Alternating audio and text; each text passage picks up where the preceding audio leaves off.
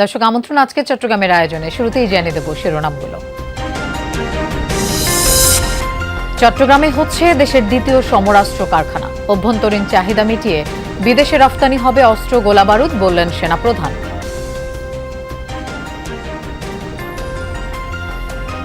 একটা রপ্তানি শিল্পে আমরা রূপান্তর করতে পারি, যেখান থেকে প্রচুর পরিমাণ আমরা বৈদেশিক মুদ্রা অর্জন করতে সক্ষম হব। বন্দরনগরী জুড়ে অনুমোদনহীন ভবনের ছড়াছড়ি, মানা হয় না নকশা। সিডিএর অভিযানে কয়েকটি ভবন সিলগালা, অর্ধ কোটি টাকা জরিমানা আদায়। গুরুত্ব হারাচ্ছে রোহিঙ্গা সংকট, অভিমত উন্নয়ন সহযোগীদের। বাংলাদেশ বিশ্ব দরবারে আরও সোচ্চার না হলে সহায়তা কমে যাবার শঙ্কা। ফান্ড যেভাবে ডিক্রিজ হচ্ছে, আপনার মিনিমাম সার্ভিস প্রোভাইড করাটা এখন অনেক কঠিন কাজ হয়ে পড়েছে। বাংলাদেশ যদি বৈশ্বিক সচেতনতা বাড়াতে না পারে, তাহলে এই ইস্যুটি হারিয়ে যাবে, ফলে অর্থ বরাদ্দ কমবে।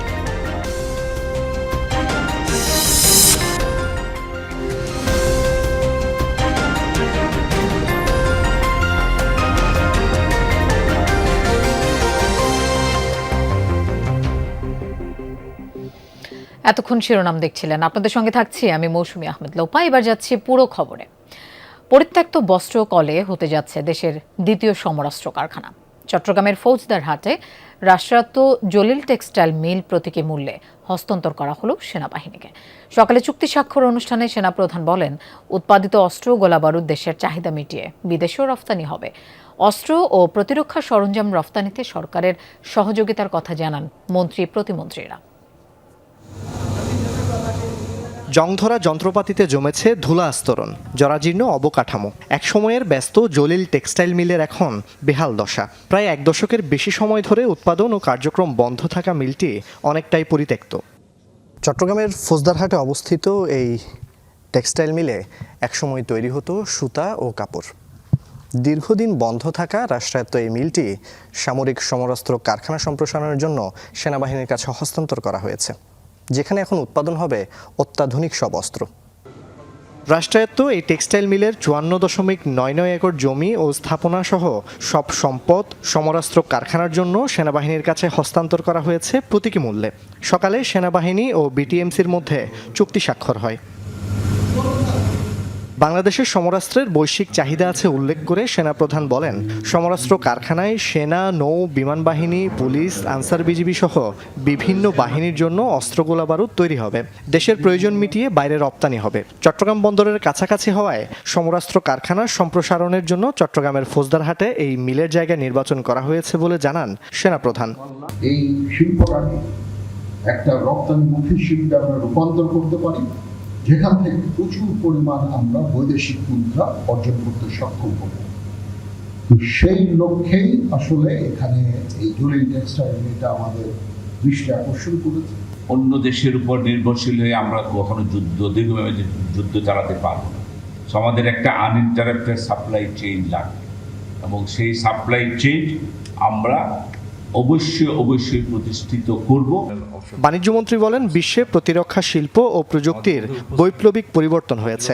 গুণগত মান উন্নত হলে অস্ত্র রপ্তানি করে বৈদেশিক মুদ্রা আয় সম্ভব। অস্ত্র ও প্রতিরক্ষা সরঞ্জাম রপ্তানি দেশকে নতুন উচ্চতায় নিয়ে যাবে বলে মন্তব্য করেন মন্ত্রী। প্রতিরক্ষা সামগ্রীর রপ্তানি এটার মেজারমেন্ট শুধু ডলার ইউরো দিয়ে হবে না। এই সক্ষমতার মানে হচ্ছে you are placing your country at a different league. যৌথভাবে এই প্রজেক্টটা যাতে সামনে খুব দ্রুত দৃশ্যমান হয় এবং বাংলাদেশের এই সমরাস্ত্র ক্ষেত্রে সক্ষমতা অর্জনের ক্ষেত্রে আমাদের সহায়ক হয়, এই কারণে আমরা সবাই একসাথে মিলে কাজ করব। মিলের শ্রমিকদের স্বার্থ রক্ষা করে দেশের প্রতিরক্ষা খাতে অভ্যন্তরীণ উৎপাদন বাড়ানো এবং সমরাস্ত্রের ক্ষেত্রে স্বনির্ভরতা অর্জনের লক্ষ্যে এই উদ্যোগ বলে জানানো হয় অনুষ্ঠানে। এর মাধ্যমে কর্মসংস্থান সৃষ্টি, দক্ষ জনবল তৈরি, দেশীয় শিল্পের বিকাশ এবং প্রযুক্তি হস্তান্তরের সুযোগ সৃষ্টি হবে। একই সঙ্গে দেশের অর্থনীতিতেও এর ইতিবাচক প্রভাব পড়বে। আমাদের লক্ষ্য শুধু একটা কারখানা সম্প্রসারণ করা নয়, বরং একটি আধুনিক, দক্ষ, প্রযুক্তি নির্ভর ও আত্মনির্ভর প্রতিরক্ষা শিল্পনীতি গড়ে তোলা। ভৌগোলিক ও কৌশলগত গুরুত্বপূর্ণ এই স্থানে আজ আমরা শুধু একটি মিল বা ভূমি হস্তান্তর করছি না, হস্তান্তর করছি একটি সম্ভাবনা যা রূপ নেবে জাতীয় সক্ষমতায়। দেশের একমাত্র সমরাস্ত্র কারখানা গাজীপুরে, দ্বিতীয়টি হতে যাচ্ছে চট্টগ্রামের ফৌজদারহাটে। জুবায়েত ইবনে শাহাদাত, যমুনা নিউজ, চট্টগ্রাম। অনুমোদনহীন ভবনের ছড়াছড়ি বন্দরনগরী জুড়ে, মানা হয় না নকশা এবং ইমারত নির্মাণ বিধিমালাও। চট্টগ্রামের শান্তিবাগে আজ সিডিএর অভিযানে ধরা পড়ে এসব অনিয়ম। অননুমোদিত কয়েকটি ভবন সিলগালা এবং অর্ধ কোটি টাকা জরিমানা করে অভিযান টিম।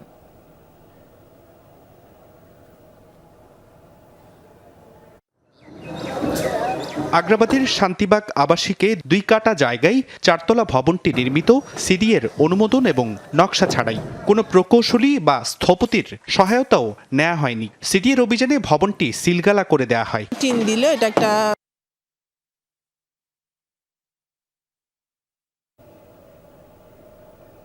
স্টপ করে ফেলে বা 3 তলা স্টপ টিন দিয়ে দিলে এটা তার কোনো রকম অনুমোদন নিতে হয় না, আমি যতটুকু জানি। একই এলাকায় এই ভবনেরও একই চিত্র। সেমি বেসমেন্টের অনুমোদনে করা হয়েছে পুরো বেসমেন্ট, ছাড়া হয়নি ভবনের পাশের জায়গা। একই অপরাধ পাশের ভবনটিরও, তারাও ছাড়েনি সড়কের জায়গা। অভিযানে দেখা যায় বেশিরভাগ ভবন মালিকরাই মানেনি ইমারত নির্মাণ বিধিমালা। বিল্ডিং করছেন কিনা হ্যাঁ অথবা না বলেন, এটা ঠিক যথাযথভাবে মূল্যায়ন হয় নাই। নিয়মের ভিতরে হচ্ছে আমাদের কিছু না 19-20 এটা এগুলো ওয়াল যেগুলো আছে ওগুলো যেগুলো ভাঙতেছে ওগুলো আমরা আগে ভেঙে ফেলতাম, শুধু আমাদের গ্যাস লাইন আছে সেজন্য আমরা ভাঙি নাই। পুরো বন্দরনগরীতে শত শত অননুমোদিত ও নকশা বহির্ভূত ভবনের ছড়াছড়ি। এত বছর কোনো ব্যবস্থা না নেয়ায় সিডিএর ভূমিকা নিয়ে প্রশ্ন তোলেন সাধারণ মানুষ। সিডিএ ম্যানেজ করেই করতে হচ্ছে, তার কারণ সিডিএ তো এখানে সিডিএর কি বলে সুপারভাইজার আছে, ওনারা আসে, ইন্সপেকশন টিম আসে, এসে জিজ্ঞেস করে, নকশা দেখে। আমি বিল্ডিংয়ের স্পেস যদি বাড়িয়ে দিই, আমার বিল্ডিংতে কোনো কিছু পড়লে রাস্তার মধ্যে পড়ে তো মানুষ সেখানে মানুষের ইনজিউর হতে পারে। ইনজিউর হলে তখন তো মানুষের বিপদ হতে পারে, একটা লোক মারাও যেতে পারে। ওনাদের সতর্ক দেওয়ার পর ওনারা না ভেঙে আজকে ভেঙে গেলাম, আবার পুনরায় আবার ভেঙে ওনারা আবার আগের মতো করে ফেলে এই আর কি। অননুমোদিত এসব ভবনের বিদ্যুৎ সংযোগ বিচ্ছিন্ন করে দেয় সিডিএ। এখন থেকে অভিযান অব্যাহত রাখার কথা জানান তারা। কেউই নিয়মের প্রতি নিয়ম মানতে উৎসাহী নয় আর কি, সবাই বৃদ্ধাঙ্গুলি দেখিয়ে যে যার পাওয়ার দেখিয়ে আসলে বিল্ডিংগুলি করতে চায়। এরই পরিপ্রেক্ষিতে আমরা যখন দেখেছি যে মানুষ কথা শুনছে না, যখন সে নিয়মের ব্যত্যয় করছে, তখন গিয়ে ভ্রাম্যমাণ আদালতের মাধ্যমে আমরা সেগুলি কার্যক্রম পরিচালনা করে থাকি। অভিযানে একাধিক ভবন সিলগালা এবং প্রায় অর্ধ কোটি টাকা জরিমানা করা হয়। জুবাইর রিফাত, যমুনা নিউজ, চট্টগ্রাম। দর্শক, আমরা এই বিষয়ে আরও জানবো। চট্টগ্রাম থেকে আমাদের সাথে যোগ দিচ্ছেন সহকর্মী আলামিন শেখদার। আলামিন, কিছুদিন পরপরই তো অনুমোদনহীন ভবন শনাক্তে অভিযান পরিচালনা হচ্ছে, এ নিয়ে সচেতন নাগরিকরা কি বলছেন? চট্টগ্রাম শহর বলা হয় সুউচ্চ ইমারতের শহর। চট্টগ্রামের এই বাণিজ্যিক রাজধানীতে প্রতিটি জায়গায় আমরা আকাশ ছোঁয়া ভবনগুলো দেখতে পাই। কোথাও ভবন নির্মাণ হয়ে গেছে, কোথাও এখনও বহুতল ভবনগুলো নির্মাণের কাজ চলছে। এই সব ভবনগুলোতে যখন অভিযানে যাচ্ছে, অর্থাৎ পরিদর্শনে যাচ্ছে চট্টগ্রাম উন্নয়ন কর্তৃপক্ষের প্রকৌশলীরা, সেই পরিদর্শন টিম গিয়ে দেখতে পাচ্ছে তাদের কাছ থেকে নকশার অনুমতি নেওয়া হয়েছে একরকম, যেখানে বিশাল রাস্তা দেখানো হয়েছে এবং আশেপাশে অন্য ভবন থেকে ফাঁকা জায়গা দেখানো হয়েছে, সামনে বাগান দেখানো হয়েছে, পার্কিং ব্যবস্থা রাখা দেখানো হয়েছে। কিন্তু সেই নকশা অনুযায়ী কোথাও গিয়ে একই রকম নকশা অনুযায়ী, অর্থাৎ যে নকশার উপর অনুমোদন দিয়েছে চট্টগ্রাম উন্নয়ন কর্তৃপক্ষ, সেই রকম কোথাও দেখা যাচ্ছে না। যেই ভবনেই তারা যাচ্ছে, যেই বাণিজ্যিক ভবনে তারা যাচ্ছে, সেখানেই পাচ্ছে অনিয়ম। বিশেষ করে চট্টগ্রামের হাসপাতালগুলো, বেশিরভাগ হাসপাতালগুলোতেই তারা পার্কিং যে ব্যবস্থা সেটা কিন্তু তারা পাচ্ছে না, যার কারণে হাসপাতালগুলোতে সবসময় রোগীর চাপ থাকে, রোগীর স্বজনদের চাপ থাকে। অ্যাম্বুলেন্স, অন্যান্য রোগী বহনকারী যে সকল গাড়ি, তাদের আত্মীয় স্বজনরা যে সকল যানবাহন নিয়ে এসে হাসপাতালগুলোর সামনে যায়, সেগুলোর কারণে কিন্তু বিশাল যানজটের সৃষ্টি হয়। ট্রাফিক পুলিশ অনেকটা অসহায় সেই জায়গাটিতে, কিন্তু হাসপাতাল কর্তৃপক্ষ তাদের কোনো পার্কিং ব্যবস্থা রাখছে না। যেখানে পার্কিংয়ে গিয়ে দেখা যায় তাদের নির্দিষ্ট কিছু চিকিৎসক এবং হাসপাতাল কর্তৃপক্ষের পরিচালক, অর্থাৎ এই যে পরিচালনা যে বডিগুলো রয়েছে তাদেরই গাড়িগুলো সেখানে রাখা যায়, কোনো রোগীর গাড়ি সেখানে রাখা যায় না। একইভাবে প্রতিটি ভবনেই আমরা দেখতে পাচ্ছি বাণিজ্যিক ভবন যেটা করা হচ্ছে সেখানে কোনো নিয়মকানুন মানা হচ্ছে না, এবং কি সবথেকে ভয়ের এবং আশঙ্কার কারণ হচ্ছে যে অনেক ভবন যেগুলো আবাসিক হিসেবে নির্মাণ করা হয়েছে বিভিন্ন জায়গায়, বেশিরভাগ ভবনই আমরা দেখতে পাচ্ছি অভিযানে যাওয়ার পর তারা অনুমোদনই নেয়নি চট্টগ্রাম উন্নয়ন কর্তৃপক্ষের। এই ধরনের অনিয়মগুলো কিন্তু দীর্ঘদিনের, তবে এগুলো এতদিন ধরে আসলে অনেকটা চোখের আড়াল ছিল। চট্টগ্রাম উন্নয়ন কর্তৃপক্ষ এখন যেখানেই হাত দিচ্ছে সেখানেই অনিয়ম পাচ্ছে, সেখানেই তারা দেখতে পাচ্ছে কোনো ধরনের অনুমোদনের তোয়াক্কা তারা করেনি, যে নকশা সেই নকশার তোয়াক্কাও তারা করেনি। কোনো নিয়ম কানুন মানা হয়নি। ধন্যবাদ আলামিন আমাদের সাথে যোগ দেওয়ার জন্য। আমানত ফেরতের নিশ্চয়তা দাবিতে চট্টগ্রামে বিক্ষোভ করেছেন সম্মিলিত ইসলামী ব্যাংকের গ্রাহকরা। শুধু মৌখিক ঘোষণা নয়, অবিলম্বে প্রজ্ঞাপন জারির দাবি জানান তারা। একীভূত 5 ব্যাংকের আগ্রাবাদ শাখায় গিয়ে সঞ্চিত অর্থ উত্তোলনে কোনো অজুহাত দেয়া যাবে না বলে হুঁশিয়ার করেন আমানতকারীরা। একীভূত হওয়া ব্যাংকগুলোর আমানত সুরক্ষার দাবিতে সকালে ব্যানার, পেস্টুন ও প্লেকার্ড হাতে আগ্রাবাদ মোড়ে জড়ো হন সম্মিলিত ইসলামী ব্যাংকের ভুক্তভোগী গ্রাহকরা। শুধু হেয়ারকাট বাতিল নয়, ব্যাংকের লেনদেন স্বাভাবিক করা, বর্তমান বাজার বাস্তবতায় মূল অ্যামাউন্টের সাথে সব মুনাফা ফিরিয়ে দেয়া, দ্রুত এসব বিষয়ে প্রজ্ঞাপন জারি করার দাবি জানান আন্দোলনরত আমানতকারীরা। আমাদেরকে স্বাভাবিক লেনদেন কখন করবে এটা আমরা জানতে চাই। আমরা আর কারো কথাই আমরা আশায় আর দিন কাটাতে চাই না, আমরা চাই স্বাভাবিক লেনদেন। মুনাফাটা অন্যান্য ব্যাংকের সাথে সমন্বয় রেখে ওটা যেন করা হয়। আমাদের মুনাফার ক্ষেত্রে কিছুটা হয়তো বা কন্ডিশন থাকবে, এই ব্যাপারগুলো এখনো কিন্তু অস্পষ্ট, আমরা এগুলোর স্পষ্টতা চাই। বিক্ষোভের পর আগ্রাবাদ মোড় থেকে পদযাত্রা কর্মসূচি বের করে একীভূত হওয়া ব্যাংকগুলোর আগ্রাবাদ শাখায় যান আমানতকারীরা। সেখানে নিজেদের জমানো টাকার বর্তমান অবস্থা ও ফেরত পাওয়ার সুনির্দিষ্ট দিনক্ষণ জানতে চান শাখা ব্যবস্থাপকদের কাছে। আমরা এখনো বুঝতে পারতেছি না, হেয়ার কাট বাতিল হয়েছে, হেয়ার কাটের বাতিলের ব্যাপারটা অর্থমন্ত্রী সাহেব ঘোষণা দেওয়ার পরও 3 মাস অপেক্ষা করতে হলো। আমার বাসা ভাড়া, আমার চিকিৎসা সব কিছু এই টাকার উপর। সুতরাং এই টাকা যদি এখানে আটকে থাকে, আমি মানুষটা কিভাবে চলি, আমার সংসার কিভাবে চলে? সংসারে বাচ্চাদের পড়াশোনার দিকে হচ্ছে, মানে কিছু আর্থিক অনেক প্রবলেম হয়ে যাচ্ছে। আমাদের লেনদেনগুলো স্বাভাবিক করে দেন, আগের মতো আমরা যেন লেনদেন করতে পারি ব্যাংকে। আমানতকারীদের হট্টগোলের মুখে ব্যাংক কর্মকর্তারা জানান, বাংলাদেশ ব্যাংক বা কেন্দ্রীয় কার্যালয় থেকে এখনো কোনো সার্কুলার পাননি তারা। এগুলো নিয়ে আজকে সবাই ব্যস্ত আছে, তো যার ফলে এখনো কোনো নিউজ আমার কাছে আসেনি। যে মাননীয় ম্যানেজার সাহেব, এটা আর 6 মাস 6 সপ্তাহ 6 দিন ধৈর্য এবং সবার করলে আপনি বুঝে হবেন। একই সময়ে চট্টগ্রাম প্রেস ক্লাবে ভুক্তভোগী ব্যাংক আমানতকারী অ্যাসোসিয়েশন চট্টগ্রাম বিভাগের ব্যানারে মতবিনিময় সভা থেকেও গ্রাহকদের সঞ্চিত অর্থ ফেরতের দাবি জানানো হয়। এই টাকাটাকে প্রাপ্তি থেকে আমাদেরকে দূরে রাখে, তাহলে আমরা সবাই বলিষ্ঠ হস্তে তাদেরকে প্রতিহত করব, যে কোনোভাবে তাদেরকে আমরা প্রতিহত করব। জুবাইর রিফাত, যমুনা নিউজ, চট্টগ্রাম। বিশ্ব সম্প্রদায় রোহিঙ্গা সংকটকে ভুলতে বসেছে বলে মনে করছে উন্নয়ন সহযোগীরা। আবারও গুরুত্ব সহ তুলে ধরতে না পারলে এটি ডেড ইস্যুতে পরিণত হবে বলেও শঙ্কা তাদের। আর তাহলে অর্থ সহায়তা আরও হ্রাস পাবে বলে ধারণা। সরকার বলছে, বিপুল সংখ্যক এই জনগোষ্ঠীর জন্য ন্যূনতম অধিকার নিশ্চিত রাখাই এখন বড় চ্যালেঞ্জ। মাহফুজ মিশুর রিপোর্ট। মার্চ 2025 4 দিনের সফরে বাংলাদেশে এসে রোহিঙ্গা ক্যাম্পে গিয়েছিলেন জাতিসংঘ মহাসচিব। লাখ লাখ রোহিঙ্গার সাথে সে সময় সরকার প্রধানকে নিয়ে ইফতারও করেছিলেন তিনি।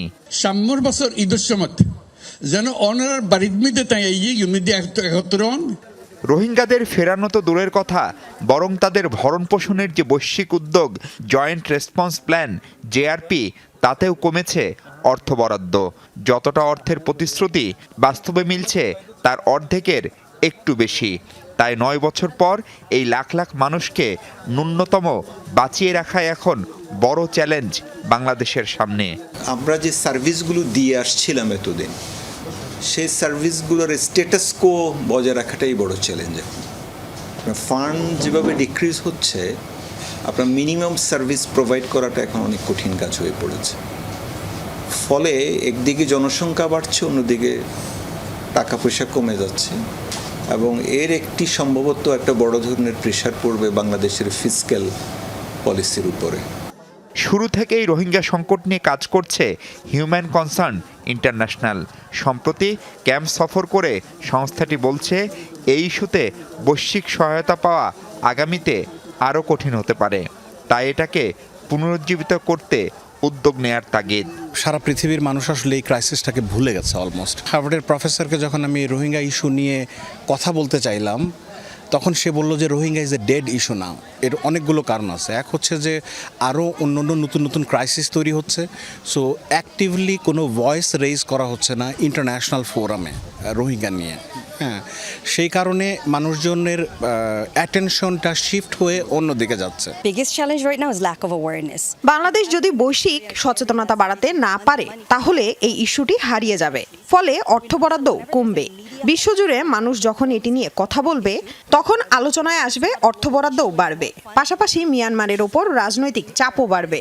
Wherever there's international pressure.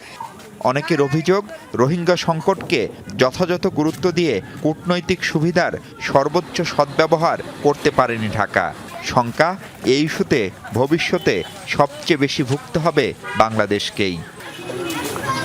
Rohingya সংকট নিয়ে বাংলাদেশের কৌশল কি সেটি এখনও স্পষ্ট নয় বিশ্বের অনেক দাতা সংস্থা, এমনকি বড় দেশগুলোর কাছেও। আর তাই নতুন সরকারের কাছে প্রত্যাশা, এই সংকটের গুরুত্ব অনুধাবন করে এটিকে নিয়ে সরকার কি করতে চায়, কিভাবে করতে চায় এবং কবে নাগাদ করতে চায় তার লিখিত একটি নীতি অনিবার্য। আশা করা হচ্ছে নতুন সরকার সেদিকটাই গুরুত্ব দিবেন, আর তা না করতে পারলে তার জন্য যে চড়া মূল্য গুনতে হতে পারে বাংলাদেশ কদর ভবিষ্যতে, তাও বলার অপেক্ষা রাখে না। Mahfuz Mishu, Jamuna news, Kutupalong camp, Cox's Bazar.